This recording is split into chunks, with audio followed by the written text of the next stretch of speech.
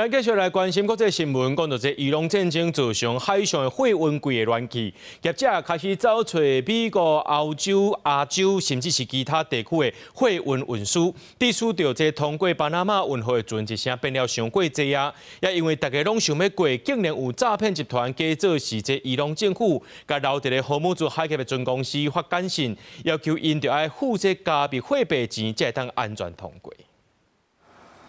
荷姆斯海峡的航运无法渡过，波斯湾国家的石油、天然气、肥料加化学品运输拢冻掉去，世界各国就急要找代替供应来源。代替货源怎么转行巴拿马运河，加相关货物运去亚洲加其他市场，这也造成巴拿马运河大塌船。若是无预定时间，要通过巴拿马运河就要等5天。全长82公里的巴拿马运河排队的情形已经是2023年到2024年可看以来上严重的程度。官方资料显示，一台载液化天然气的船，若是无先预约时间要过，用竞标系统就要付400万美金，差不多代表1.26亿的插队费用，比去年10月到今年2月竞标行情13万美金，差不多代表410万的平均价少加真多。 We are a long way off returning to sort of normal trade through the Strait of Hormuz. And I think what's been particularly damaging was that we had a kind of a yes, you're okay to go, and then it all kind of ground to a halt very quickly, which means next time we get this, people are probably going to wait a bit longer. 巴拿马运河管理局讲，液化天然气运输船符合